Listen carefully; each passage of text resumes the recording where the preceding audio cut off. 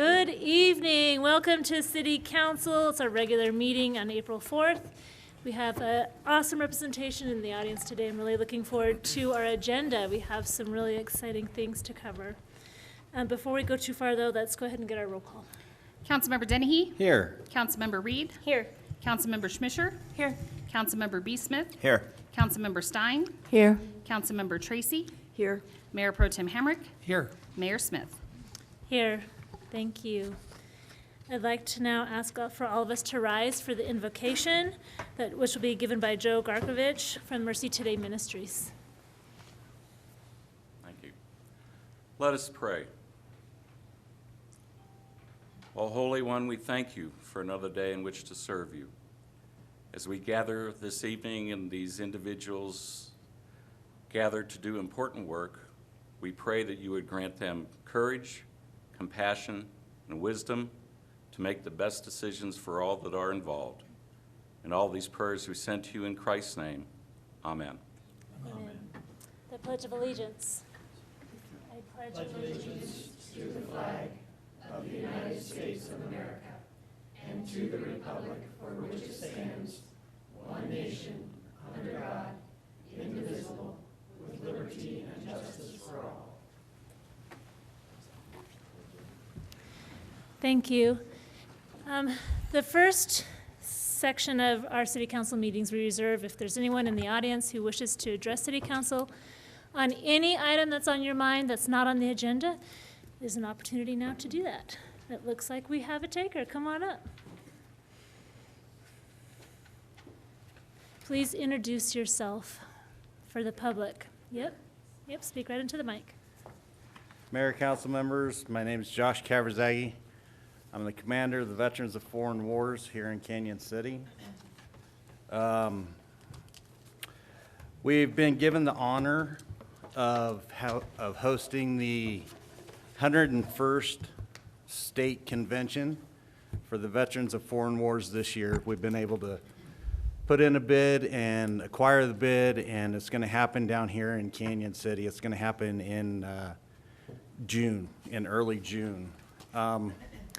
And I wanted to let you guys know that there are 2 spaces where you're more than welcome to come to the convention and give a speech and say hi to everyone, let everyone know who you are and everything like that. Wow, that's So- dangerous offering a politician to come. Right, I know. and give a There speech. will be a timer, so that way you guys. I will have the agenda copied, and once we get it more finalized, we'll get a copy, and we'll get a copy to every one of you. Okay? Is there anything that you guys want? How many people are you expecting to come? How many people? Mm-hmm. At least 300 visitors into the town. So that's 300 visitors and then family members and stuff like that. So we could have up to like 500-600 people that want to come and do something here in Canyon. Go to the tourist traps and stuff like that, go rafting and everything like that. That's wonderful. Thank you for hosting such a worthy cause here in Canyon City. And thank you for all the work that you do Yes. at our local post. You're welcome. And if there's anything that we can do to help facilitate your convention in June, please don't hesitate to let us know what we can do to be a support. No worries, I will let you know. Thanks, Wonderful. Mayor. Thank you and best of Thanks. luck. Any other announcements or wishes to speak to council? Then we are going to move on to item 7. We have some, oh, sure, absolutely. Thanks so much. I just wanted to note that it's National Library Week, and Oh, the fun. Canyon City Public Library is personally one of my favorite places to be in Canyon. And each year in April, they host a write a love letter to your library, and in exchange, you get chocolate and a free book. So I highly recommend that those of you who love Canyon City Public Library take this opportunity to go in and just let all of the library staff know how much you appreciate them. Thanks. How much fun. Is there anyone on staff, like on the Letters to Juliet movie, where there's librarians that will write you back? They do post them on Facebook, and some of them are quite adorable letters from little kiddos. and do make comments about how much they appreciate them and how much they know about them. I am not familiar with that movie, though, so I cannot speak specifically to your question, Well, Madam then Mayor. you need to go check it out. You'll love it. Mayor Pro Tem Hamrick. Thank you, Madam Mayor. Just to remind everybody, we have a general government meeting here in these chambers Wednesday, April 6th at 5, followed by an Urban Renewal Authority meeting at 6 on that same day. And also Wednesday morning is KRL, our hour on, half hour on KRLN. That is right. Thank you for that reminder. I believe that's my turn to be on there. Is that right? If you say so. I'll do it, but I need another council member to join me. So if you're interested, please just let me know after this meeting. We're going to go ahead and skip up to item B, and that's honoring our CCPD officers with a life-saving award. We'd like to invite Police Chief Schick to come address council, please.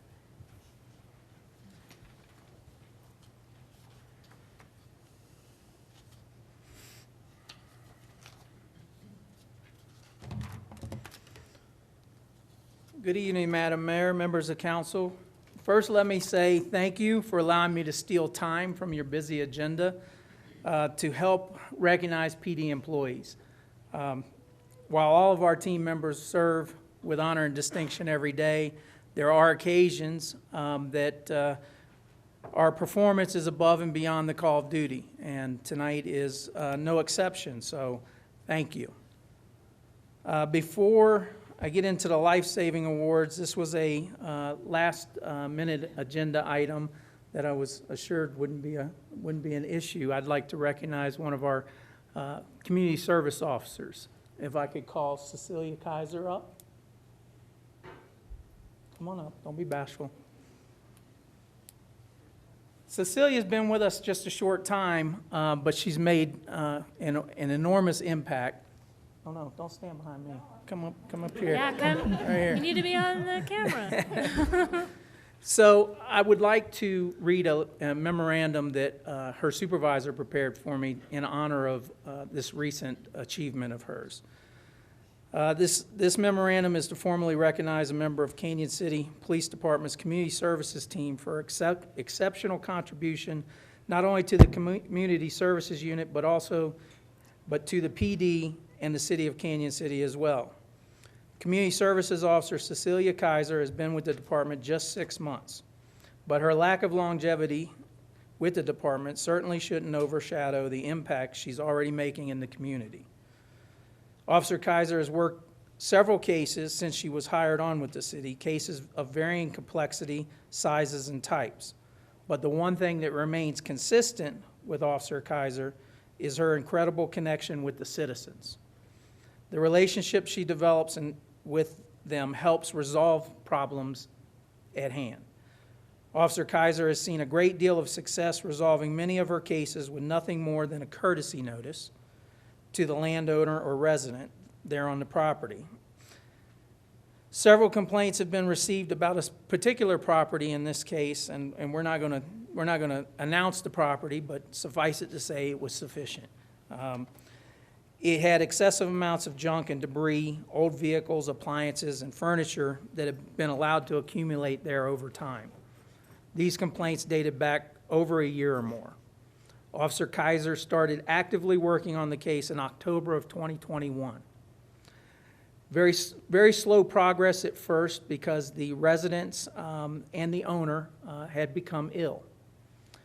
In February, Officer Kaiser met with the residents again, helped them come up with a plan for the cleanup, even suggesting some resources that they may take advantage of to help with the process.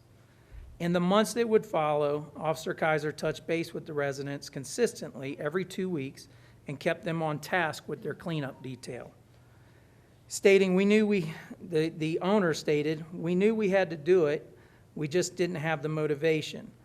Having only had to issue one courtesy notice and one notice of violation, Officer Kaiser celebrated with the residents as they met code compliance on all their violations on March 3rd of 2022. While this achievement may not seem like a great big deal to some, but her dedication, persistence, and most importantly, her kindness saved the city of Canyon City an estimated $15,000 to $20,000 in abatement costs. For her efforts, I would like to recognize Officer Kaiser this evening with the community services of the unit, the Community Services Unit, with Chief's Commendation.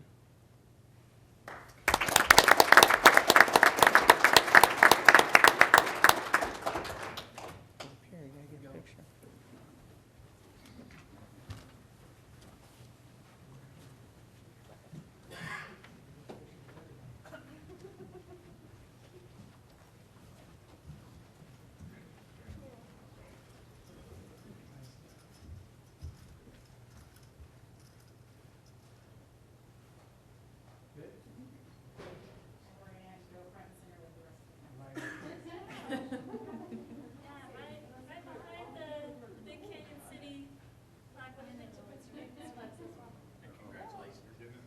Thank you.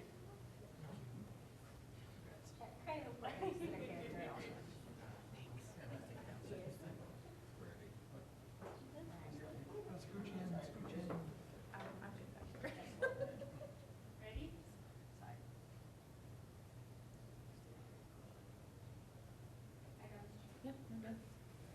Congratulations, thank you so much. Thank you.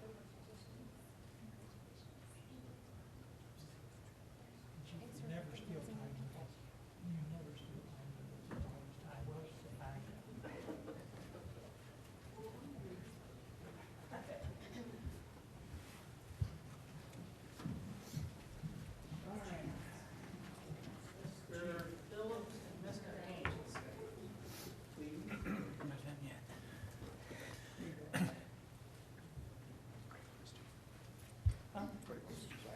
Yeah, right, or you can come right over here.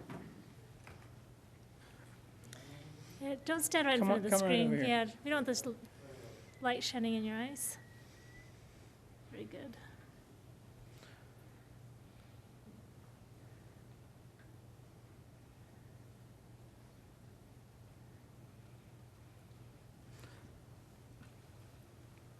Madam Mayor, members of council, before you are Officer Kyle Hance and Austin Phillips. You may remember Mr. Phillips. He was here not too long ago for a separate life-saving award involving CPR on an infant child. Tonight, we're here for a different matter. On March 8th, 2022, both Mr. Hance and Phillips responded to Mountain View Park on a report of a possible overdose. On arrival, they discovered a female suffering symptoms of severe opioid-related overdose.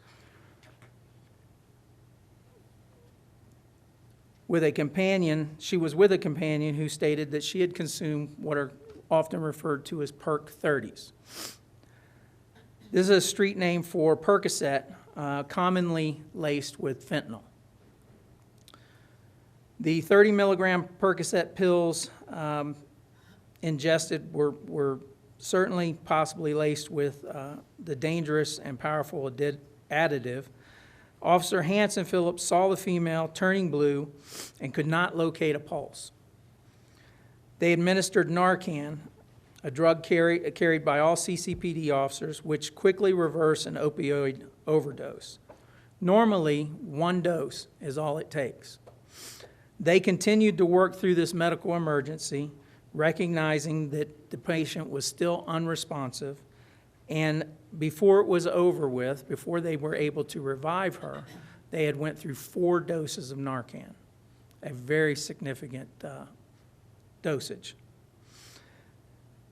Members of Canyon City Fire Department and AMR Ambulance Service arrived after Officer Hance and Phillips administered their 4th dose of Narcan and transported the individual to St. Thomas More Hospital. At the emergency room, the attending physician told Sergeant Canada that this individual absolutely would not have survived the trip to the hospital, much less been revived there, had Officer Hance and Phillips not arrived when they did, recognized the situation, and taken the immediate action to administer the Narcan. I'm immensely proud of these two officers for their ability to work collaboratively through a life and death crisis, recognizing the need to employ advanced life-saving measures. They saw someone in critical need, quickly assessed the citizen's symptoms, determined the necessary remedy, applied it, and saved someone's life. For their actions, Officer Hance and Phillips are going to be presented this evening with the CCPD Life Saving Award. Congratulations.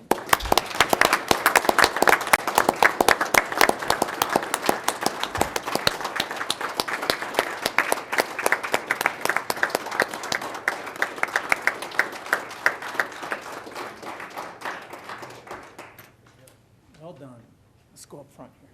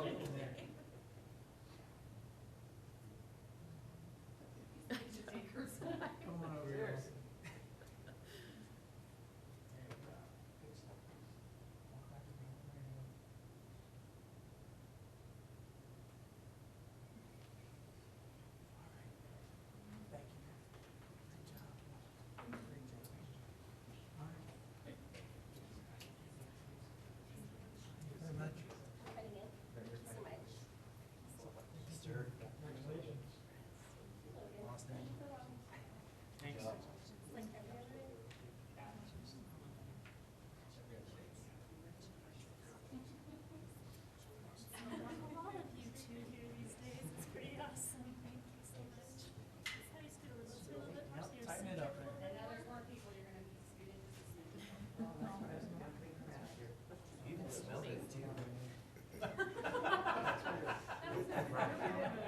Okay, ready? Here we go.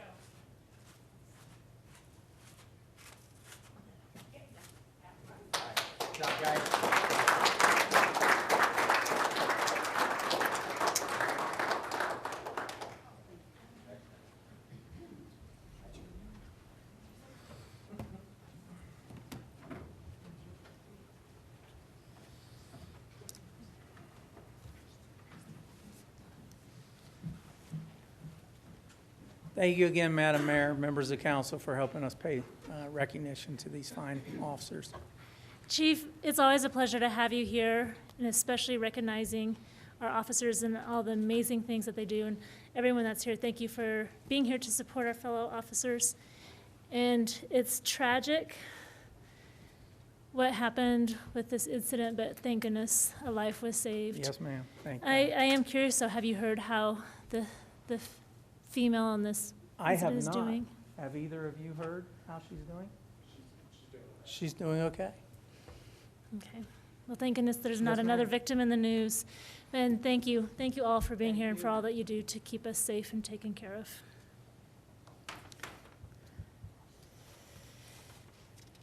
While you're here, I also want to say thank you. We had so many police officers at the Canyon City Jubilee this last weekend.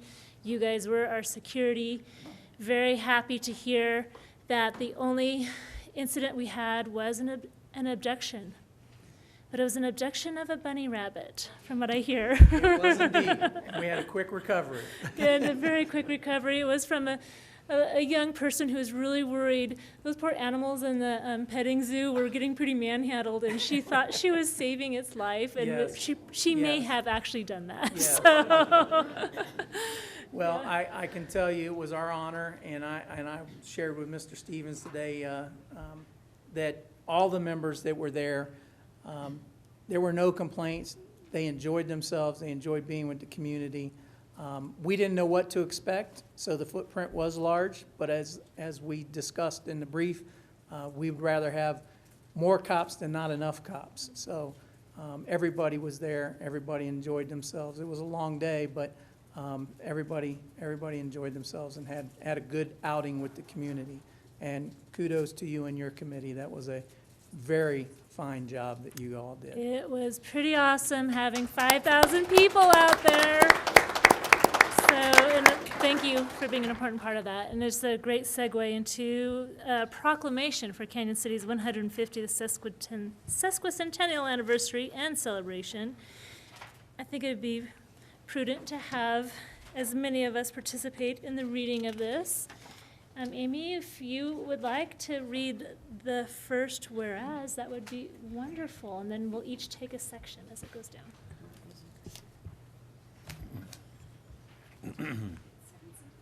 Thank you, Madam Mayor. Office of the Mayor Proclamation, Canyon City's 150th Sesquicentennial Anniversary and Celebration 2022. Whereas in 1859, Canyon City was laid out and the first log cabin was built on the west side of the Hogbacks above Soda Springs, becoming platted in 1860, and whereas on April 2nd, 1872, I'm sorry, whereas in 1861, the first territorial legislature authorized the formation of Fremont County with Canyon City the county seat, and whereas on April 2nd, 1872, the city of Canyon City was incorporated, and Whereas over the years, Canyon City has grown into a city known for its flowing water, many public parks and trails, fossil discoveries, Skyline Drive, the Royal Gorge, and small town living. And whereas the city of Canyon City and its citizens in 2022 proudly preserved the city's heritage in its appearance as well as in governance, creating a captivating place to visit and live, and Go ahead. Now therefore, in recognition of those 150 years, Mayor Ashley Smith of Canyon City, Colorado, has the distinct honor of proclaiming 2022 as, you're gonna make me say the word, that's so mean, Or you could pass it on to Canyon Emily. City's 150th that anniversary and celebration, and urge the residents of our community and visitors to support and celebrate Canyon City by taking part in the many activities throughout the year, dated this 4th day of April. Awesome, thank you, City Council. It has been exciting to celebrate Canyon City's history. This last weekend was amazing. I mean, lists endless of volunteers who participated in making it possible. Amy Schmischer was also on that lead committee for the Jubilee celebration among, really 150 others, but she was at the top of the list. And it was incredible to have 5,000 people beyond our expectations, where we really did come together and celebrate as a community in all aspects. So kudos to Canyon City, and a special public thank you to all those who were involved. Absolutely, yeah. could I also just take a minute to recognize, as Mayor Smith noted, there were so many people involved, but I just wanted to give a special shout out and thank you to 5 city staff members who really went above and beyond specifically on the Jubilee. Lisa Stutz and Jessica Wertman at the library, Cindy Foster Owens and Denise Warren here at City Hall, and of course City Administrator Ryan Stevens. So while it really was a whole of community effort and celebration, I just wanted to recognize those city staff who played a particular role in this past Saturday's celebrations. Thank you. Absolutely, to our staff. Thank you for pointing that out, and we should probably add Jim Johnson, Dirk, Dave, Rex and Jesse, Jesse. Rex and his Absolutely. team, who built the C from scratch in-house to save taxpayer money. And I'm gonna have to say that when that C lit and the fireworks went, there were some cities, a lot of us, and a lot of those city staff who put their heart and soul into making that happen. There were some tears. Yeah, so it's pretty amazing and exciting. I think we're ready now for our consent agenda, please. Thank you, Madam Mayor, members of council. Item 8A is to approve the minutes of the regular city council meeting on March 21st, the special city council meeting regarding UTVs on March 22nd, and the vision committee meeting on March 23rd. 8B ratifies the mayor's signature on a letter to support the APA Colorado Awards Committee for the comprehensive plan. 8C authorizes the mayor to sign a 2022 agreement for service with the Canyon City Chamber of Commerce.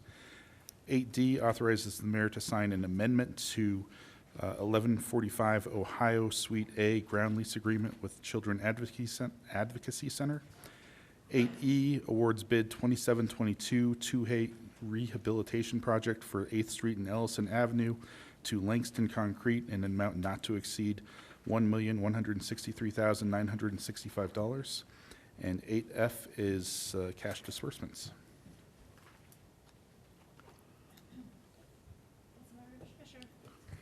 I have a few questions on 8D and 8E, and I note that we have the Child Advocacy Center Executive Director and I think staff and board members in the audience, and just wanted to see if they might want to say a few words about 8D, if that's okay. Good evening. I did want to come and just kind of give you an update. I watched the city council meeting last month, and so I wanted to answer some of the questions that did come up. In June of 2021, we did pass accreditation, and in January of 2022, we were granted accreditation from the National Children's Alliance. We are the only accredited CAC in the 11th Judicial District. We service the entire 11th, so Fremont, Chaffee, Custer, Park, and I'm missing one. No, I'm not. Chaffee Park. The 11th. A couple of things for last year. We did receive 2 grants to help us fund some of the upgrades that are going to be going into the new area. Things like putting in new cabinets, new carpet. We have purchased all new lights for the CAC, so we have the wonderful lights that you have here, not those yellow flickering fluorescent bulbs. We have new office furniture coming. We also got equipment coming for the medical room. We'll be buying some medical equipment that will be facilitating not only child SANE exams, but also in the future for some adult SANE exams that will be happening at the CAC. With the new space that you are providing, and we appreciate the new space greatly, we will be having 2 interview rooms, which has been a dream for us to have 2. We have, right now we have 1, and we try to accommodate little kiddos and big people. And it is very difficult to do some of those little kiddo interviews when you're sitting in big chairs and they want to jump on them and crawl around. And so we will be able to have 2 child age-appropriate interview rooms, which will be great. A little bit about our programming over the last year. We ended 2021 53% above what we were the year before. Ouch. And that was just in our interviews. Our medical exams were up 80% over 2020. And between 2018, when we opened, and 2021, the CAC provided services to 748 children and non-offending caregivers. We ended 2021 with an overall of a 10% increase over that. The CAC conducted 402 interviews between 2018 and last year.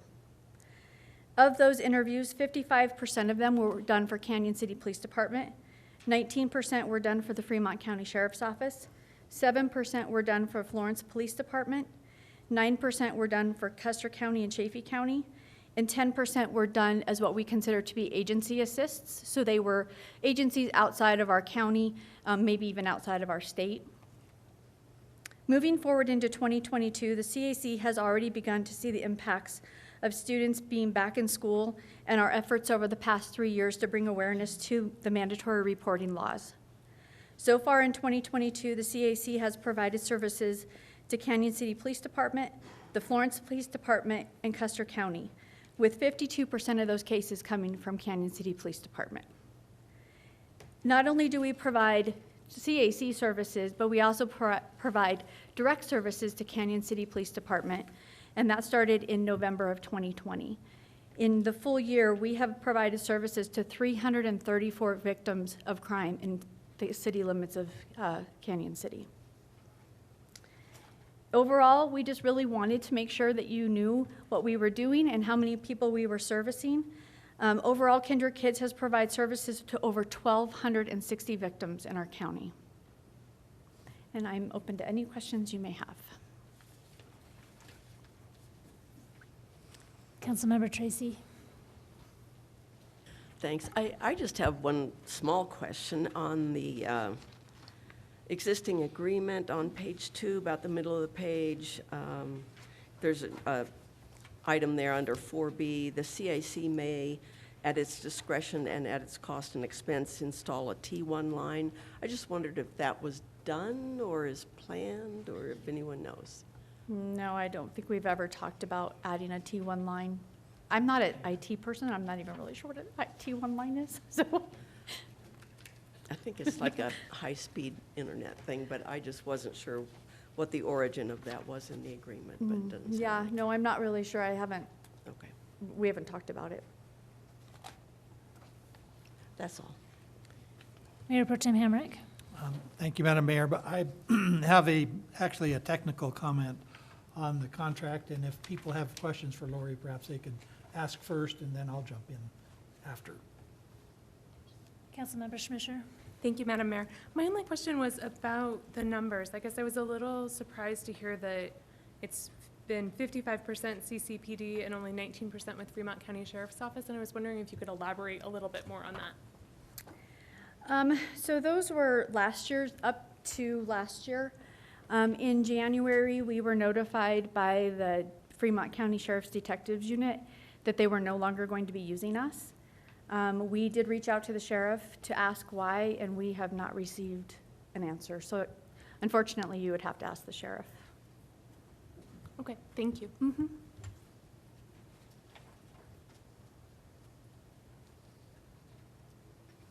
Go ahead. Thank you.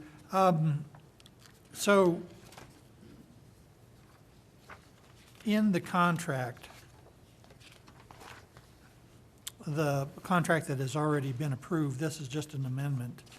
But on page 9, under hazardous materials, we list the types of materials that the Child Advocacy Center cannot bring onto the premises or dispose of, or, otherwise contaminate the premises, including flammable explosives, radioactive materials, hazardous waste, toxic substances, related materials. And then it says including without a limitation, and goes on to add another clause there. But the issue is that the radioactive material part of it, essentially, everything is radioactive. The bricks the building is made out of contains radioactive materials. Even our very bones are radioactive. So it would be my recommendation that we strike radioactive materials as an amendment to the contract. And further, the reason for that is because radioactive materials are used pretty widely and are in consumer products, including salt substitute that uses potassium salt in it. That's pretty radioactive.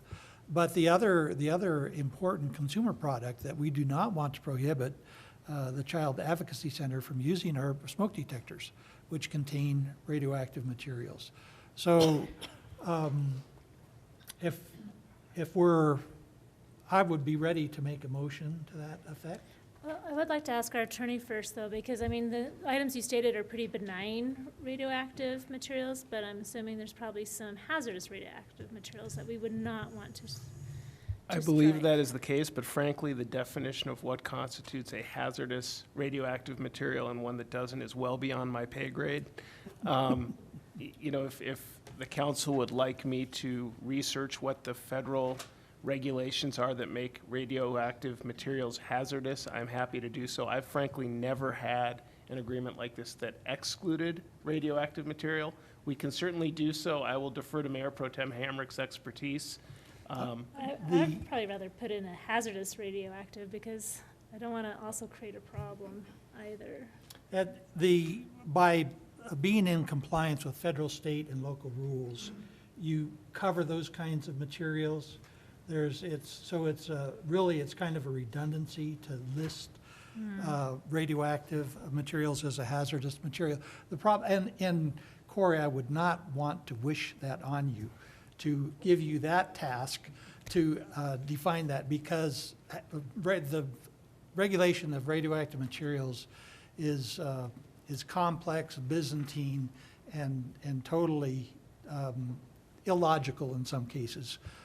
And so it would be to you know, list all the things that we would accept or all the things we would not accept would be really kind of crazy. I think it's covered by being in conformance with federal law and state law.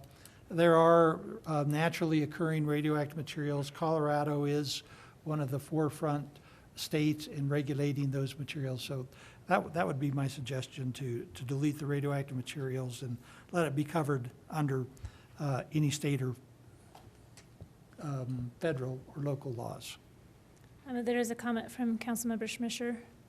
Sorry, I just wanted to make a comment before Mayor Pro Tem Hemrick made his motion, and that was just to thank Executive Director Jenkins, her staff, her board for the invaluable work that they do for our community, enabling children and victims of crime to have a safe place for kind of a one-stop shop where they don't have to go to many different facilities and where they feel safe and comfortable and confidential and heard and protected is invaluable. And thank you not only for the work that you do each and every day to protect those who are most vulnerable in our community, but also for going after huge grants like that to provide the furnishings, fixtures, and equipments to really make the most out of this remodel. So just thank you guys so much for what you do for our community. Thank you for your support. Yes, thank you. And before the motion is made too, I also, in that meeting that you had watched, a question of mine is how much are these other entities, like we're taking up about around 50% or so of your time and resources. What are the other entities doing to help contribute to your services or for the expansion and your needs? So the expansion, the funds that we received, we went out and got through grants, through Gates Foundation, and then we also got one through the local Vail funding. They gave us some funds from that, but those would be the funds that we've received. Okay, so nothing from Custer County or Florence or No. Fremont County. Were there any asks? There have been asks in the past of Florence that didn't come through, and now I didn't see that right now is probably not a good time to do that, so I didn't. Speaking of radioactive. Yeah. And Custer County, luckily for us, Custer is coming on board more than normal, or more than in the past. That's a relationship that we have been trying to foster and show how they can use us because they are so far away. Same thing with Chaffee. It is really hard to ask counties to have their children drive an hour after being assaulted to come down and have an interview. So we usually go there and do our interviews, unless they're coming here for medicals. So we're still working with Custer and trying to figure out what does that relationship look like. Park, the same thing, and Chaffee is a little bit different as well. So it's taking us a little bit longer to get into Chaffee County than I had anticipated, but we're getting there. What about Fremont County? Because of the information I received in January, I'm not sure that I don't know that that would be appropriate for me to ask. Okay, and I just want to reiterate, though, that we absolutely treasure the service. I mean, my heart is like broken into a million pieces just even thinking about all the interviews that had to be done and exams. But however, just from a totally practical point of view, if we are only taking up 50% of your resources, that there needs to be an expectation that those others need to be participants in making sure that you stay sustainable. Because it's not sustainable for us to take that on 100% all the time. Absolutely. Yeah, but absolutely kudos for all that you do and take care of. Thank you. Emily Tracy, Councilmember Tracy. I guess I have a comment, and then I have a question also on 8F whenever we get to that. But I do think it would be good for someone in the city to have a conversation with the sheriff's office as to, and maybe it's the Department of Human Services too, I don't know, but to find out, why they're not participating it can only help us to know what that's about. And just to clarify, DHS is absolutely on board. Okay. Some of the things that we're having to work out is how does that look when DHS is on board, but the sheriff is not, because we share cases Sure. very closely. It's been difficult. It's been difficult to navigate the change and without knowing why. Okay. We can have somebody reach out and see if we can get any direction that's on that front. Thank you, Anna, and I'd definitely be very interested in finding out the results of that conversation. Councilmember Schmischer, did you have another comment? I just a follow-up to your comment or question, Madam Mayor. I guess with the rent that the Child Advocacy Center is paying, I guess I'm wondering how much is the city of Canyon City actually contributing over and above what others are contributing? Because it seems to me like with the rent that CAC is paying to us now, it will very speedily pay back their portion of these renovation expenses. So it almost seems like we aren't necessarily providing that much more than the other jurisdictions that are giving a lesser amount of the caseload to Well, the CAC. I would think that would be where the data comes in. Because I know for a long time with the Humane Society, it was a similar thing. Canyon City was coming up, and they were coming up to the table and taking care of the needs that were desperately needed by our community. And it came to a point where it's like, okay, everybody else, you need to start stepping up too, and showing that data, and where, how much resources other people are taking and how much, we are adding above and beyond maybe that rent payment. I know that your grants are obviously compensating more and above, and your incredible board that does fundraising as well. I have an yeah. awesome board who supports us and makes sure that we have what we need. You guys have been wonderful in making sure that the CAC staff and our building is great and that we are able to provide services. I don't disagree with you. It is just one of those that unfortunately, I am this big and you guys are all this big. And I have learned that right now my place is to make sure our kiddos are safe. That's what my board hires me to do. My board doesn't hire me to get into some of those things, and I'm trying to figure out how we manage at this point. Got it. And you're a lot bigger than this. The Well, impact right that now, you we're have- just little. As far as the impact that you're having. The impact is Yeah. big, but in the scheme of things, I told my board a couple months ago, the CAC is a very unique nonprofit. We have a board that we have to answer to, and that's who I answer to. However, I have 7 entities that I also have to make happy because they are the ones that provide me with the referrals.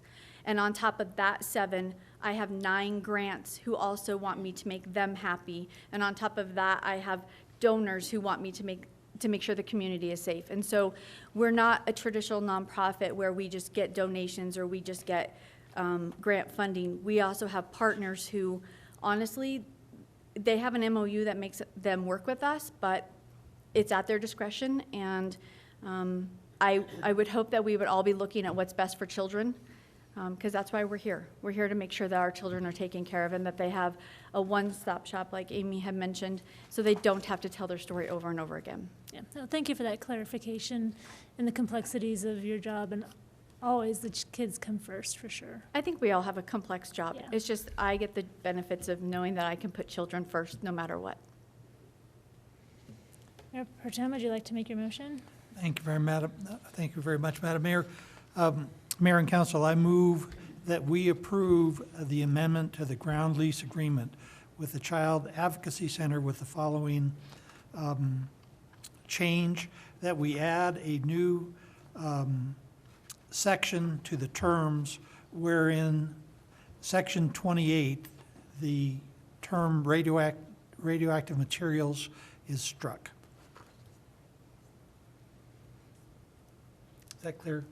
So I So you're move having a to, whole new section of striking, or are you just going to strike that section So- on 28A? so the, I think what Mayor Pro Tem Hamrick is suggesting, which I agree is the appropriate way to do it, would be to add a new Section 3 in the First Amendment that would amend Section 28 consistent with his direction. Could I also maybe suggest that we remove it from the consent agenda? Because I think Councilmember Tracy and I have questions on other items in the consent agenda as well. So I'm happy to hold my motion in abeyance until we further discuss it. Okay. If we want to move that to the regular agenda.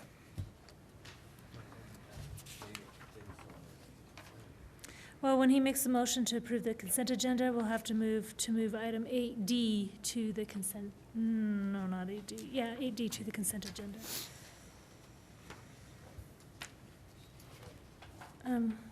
Thank you. On a completely side note, that's completely off topic. My grandfather in Tennessee was a part of the group that built the atomic bomb, and they gave away at the facilities where they're building it, gave away free lumber if you wanted to take it. But the very best lumber that was radioactive. And so he took it to build a home out of radioactive materials. And it was really sad because actually I have an uncle that died from cancer. So obviously that wouldn't happen in today's world, but there is hazardous radioactivity. There absolutely is. All right, so let's go to the other questions for the agenda that we have on the consent agenda. I think, Amy, you're on there first. Sure, thank you so much. My questions were for City Administrator Stevens and possibly Public Works Director Swearingen, related to 8E. And I was wondering if you could provide a little bit more clarity on how these two projects were prioritized, what framework was used to prioritize them above others, and also if we could get a complete list of all of the 2A projects that you are planning for the next couple of years so that we can understand this in greater detail and understand how these projects fit in with kind of a larger master plan. That would be really helpful. Thank you. Yeah, so Allison and Eighth were part of the budget process last year, so we presented at the time. So we look at OCI, the street index of the quality of the road. We also look at what work needs to be done under the road, because we don't want to go back in and tear up roads after the fact, after we've paved put new pavement down. As far as upcoming projects, those will come to City Council. We can provide a list of, I think we did that last year with OCI information and where some of these things are being prioritized. Not necessarily with these two particular projects, but other projects, I mentioned, water lines. We have to coordinate with sewer departments, sanitation district, the gas company, all those different providers to make sure that we're prioritizing those roads and that they're in their project lists as well. And then, some other factors that we look at, if there are grant funds that we can partner with a particular project up on 9th Street, down on 4th Street, both of those projects, especially around the schools, we partnered some of those 2A funds with Safe Routes to School grants. So we're trying to leverage the dollars in as many ways as we can in order to stretch those dollars as far as we can. Kim, do you want to come up and add anything? Just a couple of additions in that we also have to consider some of council members' priorities as well. I know that in the past, we talked about arterials, so classification is also something that we think about. So when we're talking about, our Reynolds project that we're currently working on in design, which is going to be our big 2A project this year, that was considered a council priority because it's an arterial. It impacts more people. So we're looking at that too as leveraging our dollars and, the impact to the entire community as opposed to, just various blocks. This project also too was in an effort to kind of spread the wealth, so to speak, when it comes to our local contractors, whereas, the Reynoldses of the world, would, bring in the bigger contractors where these smaller, one-off or two-off block projects would be beneficial to our smaller local contractors. So those are a couple more things that we think about when we're talking about what we bid and what we don't bid. Yeah. One other thing just to note, last year when we had this discussion, Kim was new with the city. She's had some time to drive around and check the condition of some of these roads. So, that will play into the list and the priorities, and, different feedback that she's getting from the streets department on conditions of other roads. Could you give me a rough sense of when we might get that prioritized list? I understand that we'll be getting these projects fairly regularly over the coming months, and I'd like to, as I said before, understand them in the broader context of what else is being planned. Well, from this year's perspective, there's really only the one, other than the two, Eighth and Allison that we're already bidding, is going to be Reynolds. And it'll be the entirety of Reynolds to pair. So 50 to pair of Reynolds, then up to Field, and then Field to Central. So those are the really big ones. So, and it's pair from Reynolds, I believe, to 9th Street. I believe we're designing all of that. But it'll all come back to what we can afford. So once we design that, we will take out the pieces that we can afford based on the budget that we have, and then we will bring that to council. But that means that in the future, should we not be able to get to all of that this year, that will be placed on next year's list. So that's how we do it. We rehab it and we bump it. We have another road that is considered on the list that we have designed, and that's Harding. And the reason we're not doing that one is because of water funds. So a lot of this is also, like Administrator Stevens said, is very much driven by utilities. And the water fund is our biggest driver in the fact that they just can't keep up with us when it comes to 2A. So Reynolds has a water line, Harding has a water line, and we're also using ARPA funds, as you know, for the water line under Reynolds. So it's all a little bit of a dance when it comes to that. We do have a list of the OCI, it's not really a prioritized list, it's just the OCI of, what roads are bad. And we know from the update that I did last, I believe it was like in June or July, is that we have taken what were 80% of Canyon City's roads with an OCI considered failed to 60%. So we're still at that 60% of roads in Canyon City that are failed. So it's really more about, balancing those other criteria that Mr. Stevens talked about in the water lines, in finding what we call trench failures.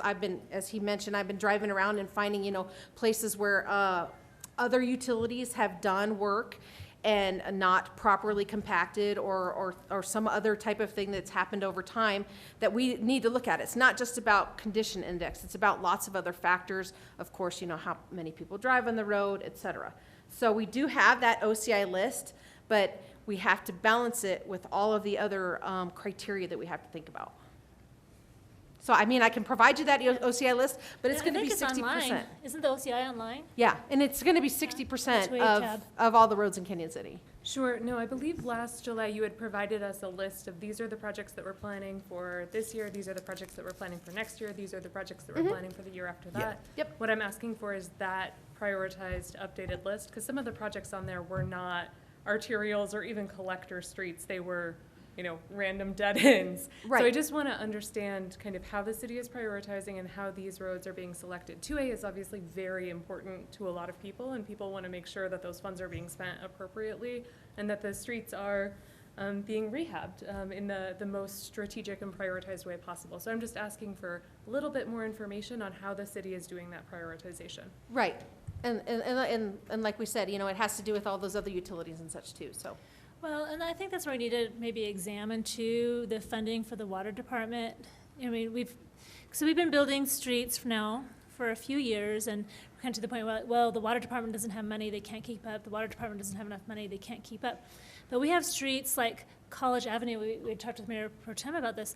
It is, right, it's at the point now where it'd probably be better off as a dirt road than what it is now. No. But, and Main Street, parts of Main Street, also really bad. And guaranteed, there's utilities under there. Yep. And if we don't have enough money to take care of it, we need to maybe, at this next meeting, talk about strategies or what we need to do so we can take care of some of these more arterial roads that need this attention sooner than later. And we are doing some stuff as staff, where, typically what you would see is you'd take that consultant and they would do pretty much the entire design, but we're not doing that. We're doing the water design in-house. There are several things that we're doing in-house when it comes to like the Safe Routes to Schools project that Administrator Stevens mentioned. We are doing a lot of that handicap ramp work in-house. So we're saving this, the city some money when we're not using consultants. So we are trying to do a little bit where we can save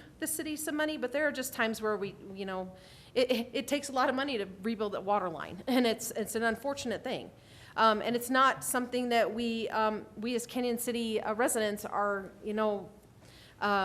living in a vacuum for. I mean, this is happening all over the country. That's why we have infrastructure report cards that say that infrastructure is at a D most of the time, depending on what infrastructure you're talking about. What water lines and sewer lines and those kinds of things are at they're very critical levels now. So, I mean, it's not something, it'd be nice if we could just pave the road and just forget about it, but we can't. Right, no, like I said, it's a concern. If we have critical conditions for our water as well, we need to be thinking a little bit more about this. And so I'm just saying that I'm saying this as, I know we're having more conversations.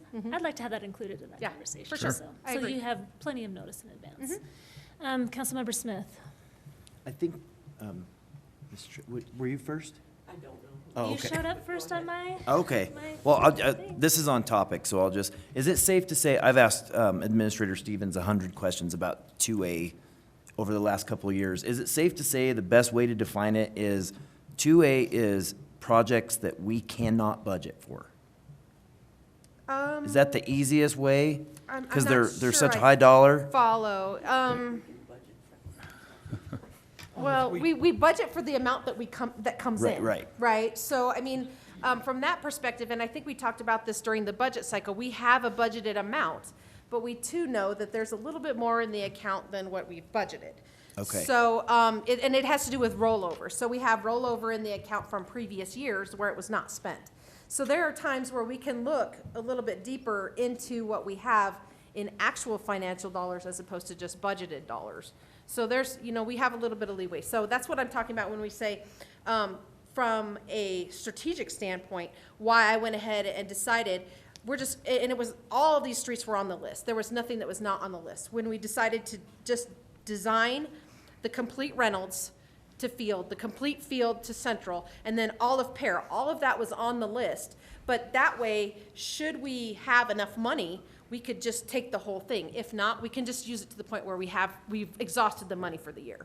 Right. I think we're in a position where we have taxpayers saying, we voted for 2A, we're seeing some streets done, but not at the pace that we had expected it to go, so. Yeah, and unfortunately, we know it's just gonna get worse, especially with the material costs. And I believe that Councilmember Schmisser asked this question as well, we were talking about the cold mix issue. I believe it was maybe the last meeting, or maybe it was the general government meeting, but we were talking about the lack of cold mix that we're gonna get. Well, I found out today that it's a polymer issue. So we're having material issues, we're having supply chain issues, and we just see that cost is just that much, it's rising just that much more. So those are the things that we have to think about and address. When we get those comments, we're like, we're maximizing the dollar as best that we can by doing internal design. We're, maximizing our consultants' time. We're maximizing our inspectors' time, and we're trying to get the best price through our bid process, but we are still a victim of the market. Right. And I know like this last summer, there were some asphalt rationings and there was a lot of issues with the orchard getting finished, and I definitely understand those. We're just looking for a little bit more to give to the question askers. Yeah. So Councilmember Smith, to go back to your question regarding, are these things that we can pay for? A lot of the condition of these roads, you can do an overlay over the top of them, but unless you're fixing the foundation of the road, just gonna sink. You're wasting money doing it that way. It's like putting fresh paint on a siding that's totally Correct. rotten. But I would say that you're right, though, that right now, we collect about $3.5 and maybe now up to $4 million a year. We're just paying year by year. So if we collect $3.5 million in 2021, we're gonna spend $3.5 million in 2022. We only have a couple more years left on this bid. This 1% sales tax for 2A, it is going to sunset sooner than later. And so when it's time to go back to the voters, it might be a further conversation of, do we need to have a longer sunset, and maybe instead of just going year by year, perhaps bonding so that we can fix more streets faster and maybe, and depending on Troy, but we're getting way off topic for Yeah. this. If We I need to could- have a whole general government. Sure. If meeting I could on- just address one thing, we do have another program that's related to 2A but not related to 2A. We do take care of the streets that do have the ability to do without going full reconstruction. We do overlays, we do crack sealing, we do fog sealing, we do chip and, we do chip and seal. So, I mean, those roads have been targeted already. In fact, Tony's running out of them. So, I mean, we're running out of the roads that are even worth, saving in that manner. Thank So you. like $400,000 a year. Yep. For those projects. Yep, and we're moving to concrete roads now too. So, I mean, that's even gonna shrink it down even more about how much we can do, because concrete, of course, costs more. Councilmember Tracy? A couple of things. I think you said the figure 60% roads are just needing to be redone. 2A can't come anywhere close to doing that, right? And I think we just have to be careful to communicate that 2A is an important source of funding, but it can only do a fraction of the need each year. So I think as council, we need to continue to talk about how do we rebuild more roads? I mean, is it a budget priority thing or what? The other thing I wanted to say too, or ask, do we look back, I hope we do, look back at roads that we have rebuilt 5, 10, 20 years later to see if they've lasted as long as they should have? Because in my mind, I was thinking it wasn't that long ago that College was rebuilt at the request of the gas company that had some emergency gas line issues. But maybe it's been longer than I thought, because time flies when we're having fun. I don't know. Well, and you bring up a very good point, and it's actually something that we as material scientists and engineers talk about all the time is, what is the longevity of a material? And we'll find that, roads that were put in, say, the 1960s have lasted much longer than, say, the roads that we've been putting in since the 80s, 90s, and the 2000s. And that's because of the differences in the refining process and the fact that, we have changed material science and that, more gas is pulled out of, say, like the asphalt process, and so that means we're getting a weaker asphalt. So, I mean, those kinds of things are coming into play, and we as folks coming into a later generation may have to, we do all kinds of stuff with fibers and great things trying to make roads stronger, but we are a victim of those processes, just making the asphalt weaker. And of course, we in Canyon City have interesting soils too, which doesn't help. Right. So even East Main, which is one of our very first streets we did probably 5-ish years ago, it's already looking worn. Mm-hmm. And it's only been 5 years. Yep. Yeah, it's so sad. Mm-hmm.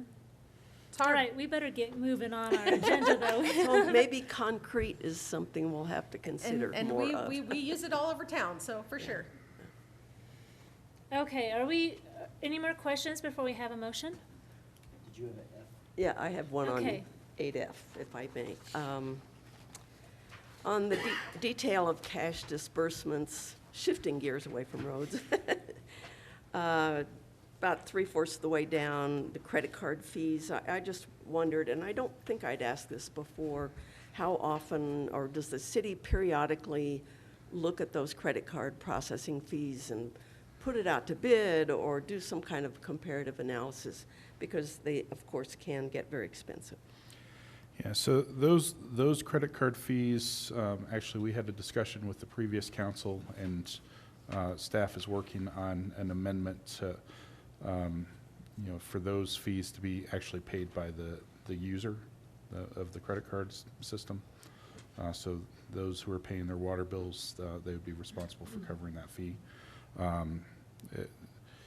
So that is something that is currently in the works.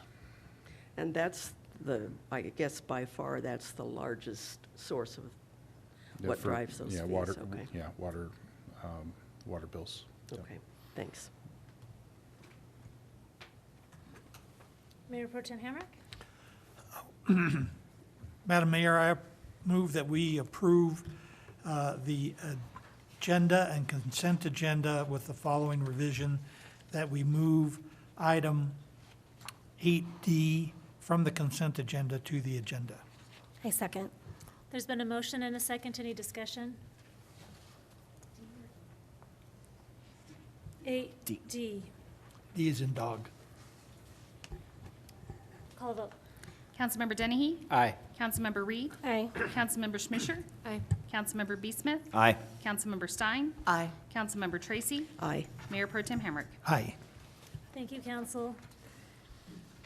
Ryan, would you like to give us a report? Although I feel like we've had a very thorough conversation. Yeah, not in the report, but you may have seen that the RFP for broadband went out today, so we have started that process. Exciting. And everything I was going to say about the 150th Jubilee has already been said, but, you know, big thank you again to everybody that participated and volunteered and was there. It took a village, and we got it done, and it was a great event. Awesome. Thank you. Do we need to motion to accept the consent agenda? Or was your motion just to accept it and move that off? Okay, Yes. sorry. So To we've, do both. and so we've already voted on that? Yes. But let's go right in and go ahead and have a motion for the lease on 1145 Suite A. Mayor So- Pro Tem Hamrick. Madam Mayor, I move that we approve the amendment to the ground lease agreement with the following addition, that we add a new section stating that in Section 28, hazardous materials, the term radioactive materials is struck from the original agreement. Second. There's been a motion and a second. Any discussion? Call a vote. Councilmember Dennehy? Aye. Councilmember Reed? Aye. Councilmember Schmisher? Aye. Councilmember B. Smith? Aye.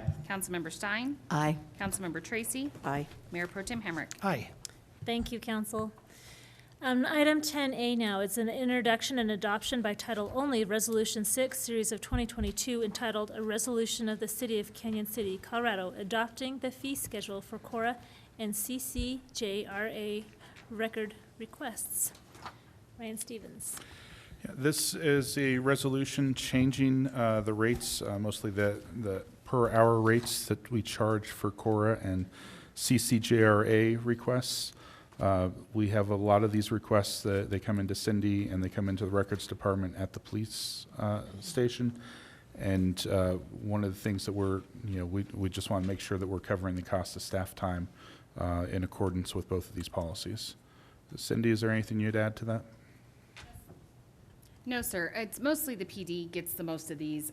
Anytime they get a really big case, they get multiple requests for it and have to go through and redact a lot of information. I know from working there, it's time consuming because you can't just go through it once and assume, oh yeah, I got everything, especially when it's dealing with adolescents. Any case that goes out with an adolescent and it has to be redacted. And so it does take a lot of time. The raising and the fees helps recoup the cost. It also helps keep people that are just randomly trying to get different things for just because. That fee deters that a little bit. You know, it gives the people that really need the information, but it deters just people randomly coming and asking for a million different requests when they know that there's a time part to that. For myself, I get maybe one a year that I have to do a time part to. I just don't have that much that I have to really redact. Mine's mostly on the internet anyway, so. Really, it's for the PD, it's just a time-consuming project to go through and redact and redact and redact. I do have a question. For the thumb drive fee, it's quite a bit more. It's $5 per page, and I was curious why it's so much more for a thumb drive. $5 for the thumb drive. That's what I was wondering, if it was actually meant for the actual like memory stick, because it says per page.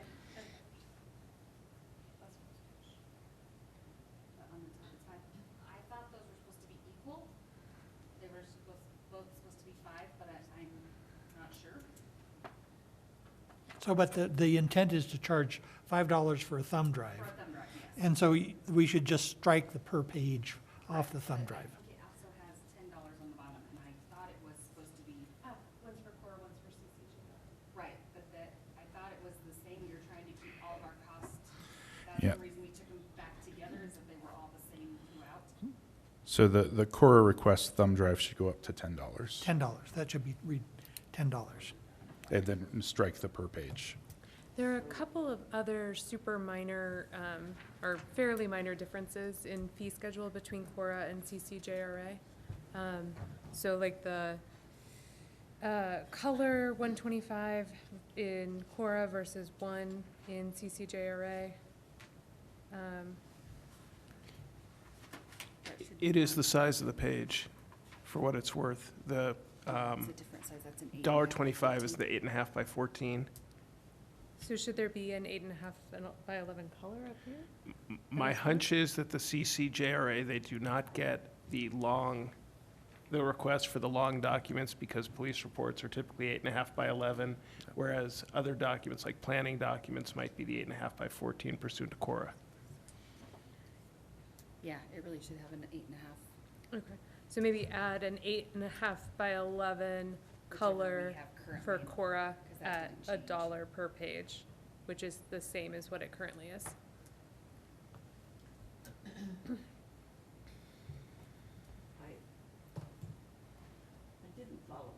Yeah. Yeah, because, Oh, sorry, let me just recap. Cindy and I and then lawyer Hoffman, we're all talking kind of at the same time. So we just, what Clerk Foster Owens was commenting was that the goal of this is for us to have standardization between Cora and CCJRA.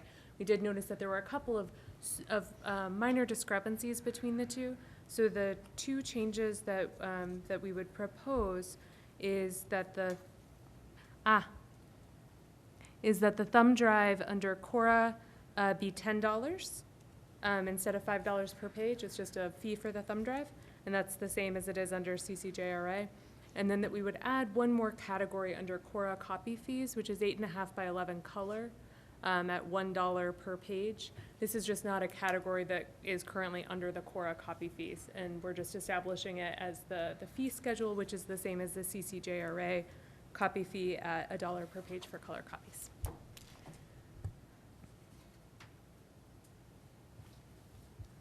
any other questions from council? Councilmember Schmischer. Thank you. I just wanted to, I guess, make two observations for the general public. I had asked what the current fee schedule is, just to see how much of a change it is, and it's currently $30 an hour. So it is a relatively de minimis increase of about 10%. And then I had also asked, I noted that we had attached the Cora open records policy that the city follows. So I was curious as to what the police department followed, and Chief Schick, through Administrator Stevens, kindly noted that they follow the CCJRA reference guide, which is I believe a state document. Okay, thank you. Seeing no other comments on my little fancy digital thing, I think it might be appropriate, Councilmember Schmischer, if you wouldn't mind making the motion for this with the amendments. Absolutely. Thank you so much, Madam Mayor. I would like to motion that an approval of Resolution 6, Series of 2022, with two amendments. One, to change the Cora copy fee thumb drive to $10, and to add a category of 8.5 by 11 color copies at $1 per page. Second. There's been a motion and a second. Any discussion? I'll call a vote. Councilmember Dennehy? Aye. Councilmember Reed? Aye. Councilmember Schmischer? Aye. Councilmember B. Smith? Aye. Councilmember Stein? Aye. Councilmember Tracy? Aye. Mayor Pro Tem Hamrick? Aye. Mayor, sorry. No vote for me, but thank you, council and staff, for your work on this. Let's move on to 10B. This is the introduction and adoption by title only of Resolution 7, Series of 2022, entitled Establishing the Canyon City Trails Policy Committee. Ryan Stevens. Thank you, Madam Mayor. So at the Vision Committee meeting in March, we had a discussion on trails and had direction from council to form a policy committee regarding the trail system and how much usage, developing that policy that's going to regulate how much usage for trail events and things like that. The resolution that you have in front of you is the outcome of that. Councilwoman Schmischer did note we do have an error in number 3. It should say 4 community members. That will get us to the number 9. So we will need to make that a change, and happy to answer any questions. I do have a question, and this is for council. Unfortunately, I wasn't able to attend this meeting, and I see that the purpose of this committee is for the trail usage. My question, though, is since we have maxed out our building capacity pretty much at the Royal Gorge Bridge and Park, and the next place to go build would likely be Red Canyon, would we want to expand this committee to consider some of that consultation for Red Canyon? Because I know, and if so, we would probably need to have other users involved, like particularly the equine user group included, because we've had some contentious conversations in the past about that, and we guaranteed when we built out Red Canyon that we would have more of a community input on what that would look like. Mayor Pro Tem Henrik. Thank you, Madam Mayor. I have a comment along those lines too. You know, given our experience with UTVs, we should not just restrict this to community members, but we should seek out the groups within the community that may have an interest in this, and perhaps outside the community also, such as the event organizers for bicycle races or something like that. Because if we have just the trail users, we're not having everyone represented on this committee. That's true. Councilmember Schmischer? I definitely agree that when it comes to the community members, we should be advertising this really broadly to make sure that all user groups and all people who are potentially interested in participating are aware of it and have the opportunity to submit letters of interest, and that we as council, when we are interviewing and doing that selection, we absolutely need to be mindful of making sure that we have broad representation of all interested parties. I guess I'm a little leery of including people who are not community members, because we are the city of Canyon City, and our constituents and the people who are paying to build these trails are the citizens of Canyon City and the residents of Canyon City. So I mean, I think, I'm not sure legally how community member is defined, but I definitely personally think that it's most appropriate that we keep it to people who are residents of Canyon City. I mean, legally, we can amend this any way we needed, and it might not be appropriate to only have FAR represented, because the purpose in building them was to have events too. I mean, it was for our citizens, absolutely, number one and foremost, and FAR really kick-started that. But it's also, you know, build the trails and they will come kind of thing. And they may have some experience in what it takes to do an event and what they need from a community and what we can provide, or what they think would be too much or too little, so that we can make sure we're balanced. It seems like the more views, different points of views you have coming into that conversation, the better product we should have in the end. And that's, go ahead. No, and one thing that has come to me in the past is, and like John's saying, the equine people of Canyon feel that they have just been forgotten about and eliminated on our trails, especially along the Riverwalk and that. And that is something. And this was a very big horse community, and there's still a lot of people with a lot of horses in that here on.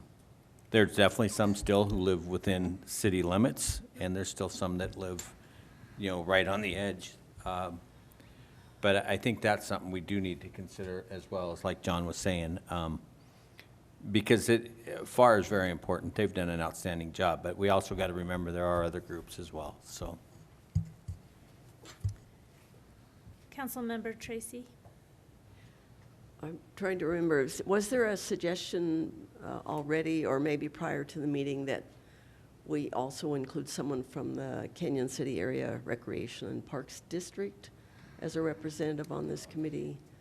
And then my other question is, you know, maybe we can, whatever number we end up with, whether it's 4 or 5, if we add that, maybe we can just specify that one of the community members be an equine enthusiast, or whatever the wording needs to be for that.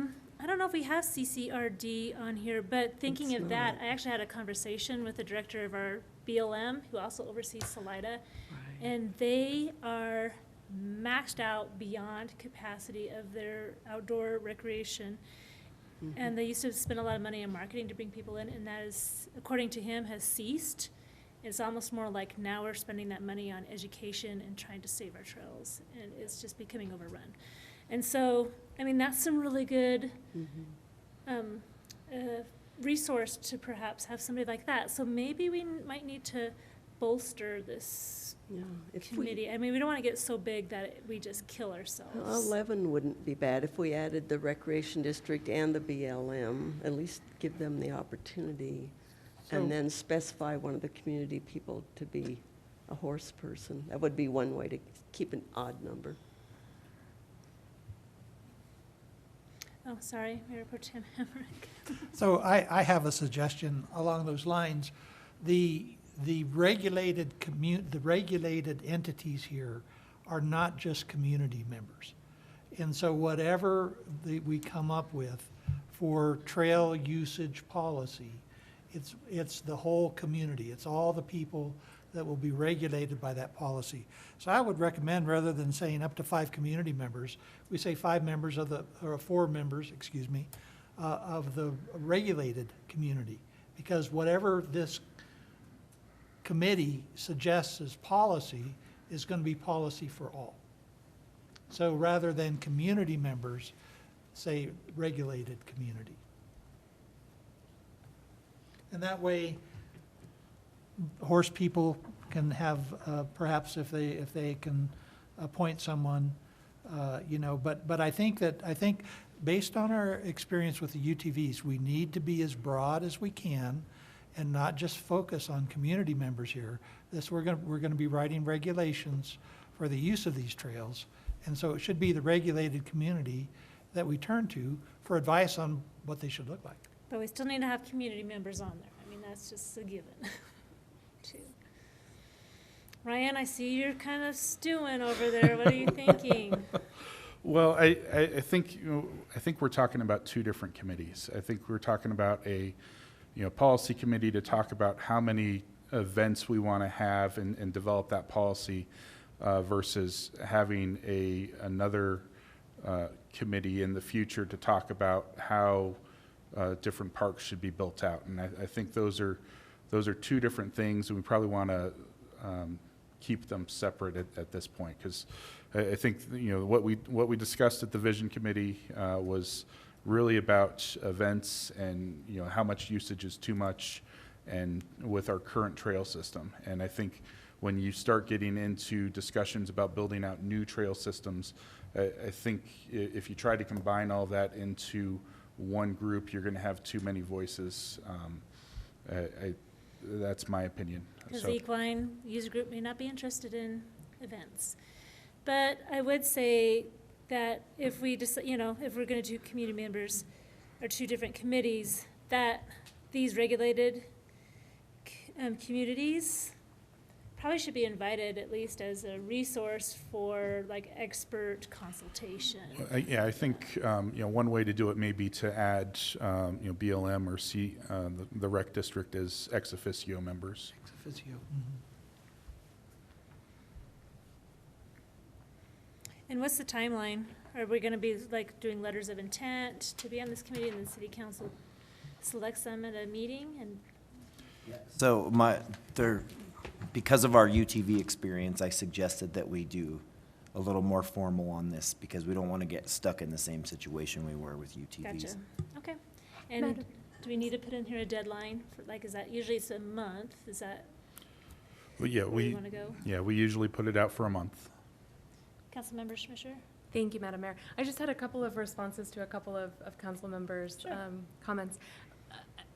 I think part of the conversation at the Vision Committee meeting was about limiting the number of events. So I would be very concerned about inviting a member or allowing one of those organizations to participate in a formal capacity. I absolutely love and agree with the idea that we should be consulting people who are experts in hosting events to ensure that expertise is reflected in the policy. But I'm concerned about privileging one for-profit company over others through a formal seat on a board. So I think at the Ex officio or something. ex officio or What we want to do is throw that out there and see, bait our hook and see who bites.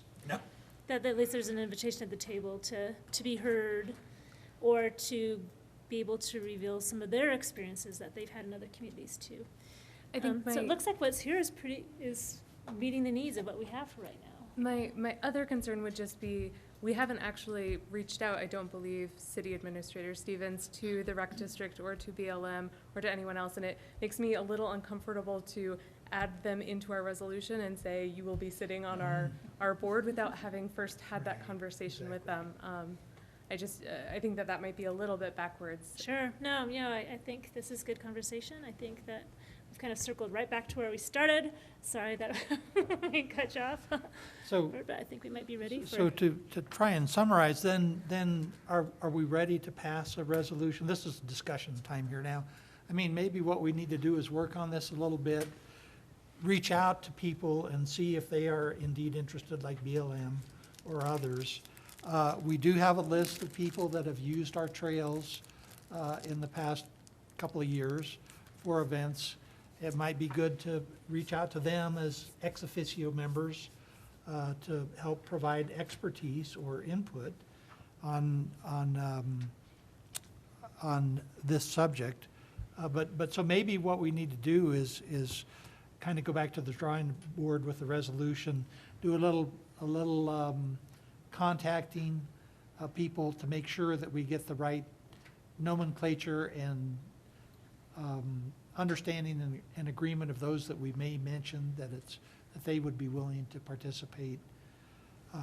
I don't know, what. I mean, do we need to have a lot more conversation if we're just going to invite some ex officio members or invite someone to come as a consultant if desired? Or, I mean, is this sufficient what we have?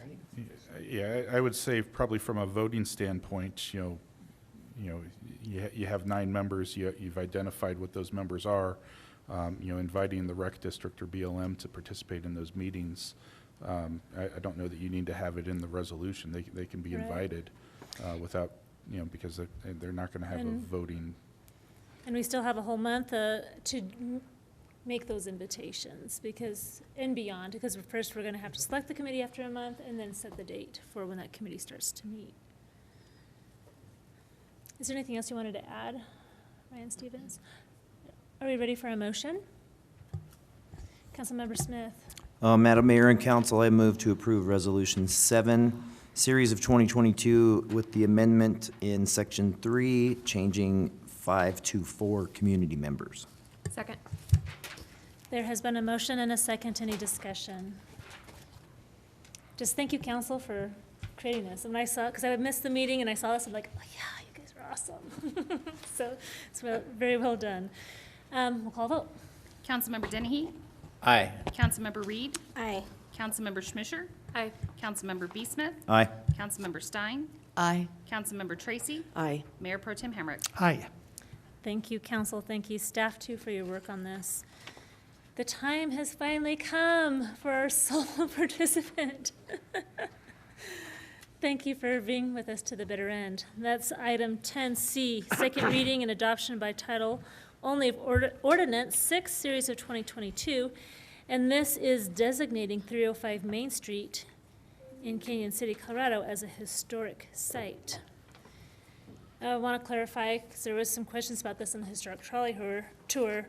It's a local designation, which is different than a state designation. And our local designation is nice because there's a lot more flexibility for our property owners to get access to their tax credits that they need for restoration. And by the way, that historic trolley tour, you were one of the stops, 305 Main Street. Yeah, it was really fun and fascinating. Is anyone like to make a motion or have any additional discussion? This is a second reading. We've not received any additional public comment, and staff would recommend approving on second reading. Madam Mayor and Council, I move to approve Ordinance 6, Series of 2022, on second reading. Second. There's been a motion and a second. Any discussion? Call a vote. Councilmember Dennehy? Aye. Councilmember Reed? Aye. Councilmember Schmisher? Aye. Councilmember B. Smith? Aye. Councilmember Stein? Aye. Councilmember Tracy? Aye. Mayor Pro Tem Hamrick? Aye. Thank you, council, very much. I'm ready for another motion. We're gonna, I think, there's a request by Councilmember Reed to address council first. Thank you, everybody. Speaking to this giant full room tonight. So I wanted to share with everybody on council and the community members that after a lot of thought and deliberation about just where things have been with my husband and my businesses have grown substantially, which is really exciting. 28 months ago, I was elected and sworn in as a council member for District 2, and it has been a privilege to serve. It has been a very challenging 28 months. With the pandemic and with all the things that none of us saw coming, being sworn in with former Councilmember Meisner was special. And I've decided to effective immediately resign from my position so that someone from District 2 who is able to put in the time that is necessary to be able to serve the city of Canyon City has the opportunity to do so. This was a decision that I did not come to lightly. I wrote a whole bunch of things, and I'm not going to read any of them because I've spent the entire 28 months speaking from the heart, and so that's what I wanted to do. It's been a pleasure. I've learned a lot. I have no intentions of being done serving my community or my city or my county in any way. But right now, I am learning that the best place I can serve is with my husband and my kiddo and my business and our customers as we continue to just grow throughout the U.S. And so I really appreciate all of you guys, the opportunities that we've had. It's been a joy to serve alongside you. I am cheering you on, and I plan on being here when I can too. So thank you so much. Thank you, Councilmember Reed, and it has been an absolute pleasure serving with you over these past 28 months, and you have served us well and have been instrumental in setting up Canyon City, not just as an elected officials, but also in setting up our city hall and our staff, which often has more longevity than we do as elected officials, to being more business friendly and taking care of Canyon City's needs in a much more efficient and friendly way. And I want to just especially make a clarification that you have served with integrity and honor and absolutely from the heart all the way, and your heart has always been with the people. And so thank you for your service. We will miss you. Thank you, Mayor Smith. Councilmember Tracy. Oh, I just wanted to thank you too for your service. Since I just came on in January, we didn't get to serve together very long, but really appreciate the dedication that you've given to the city, to the community, to city government, and so thank you. Good to see you again too. Thank you. Mandy, and I want to say, it has been an honor to get to know you, to get to serve with you, and to be able to call you my friend now. It's just been an absolute honor. We ran together, we got elected together, as well as with Brandon, and it's just been an honor. And I just want to say thank you. It's been some good times. It's some rough ones. Yeah. The hardest thing is change sometimes, At but each other, I think though. we'll get through it. But I know that Mandy's just a phone call away. So. I just across the street from you. Yeah. Councilmember Schmischer. Thank you, Madam Mayor. I also just wanted to say thank you. Thank you for the Starbucks.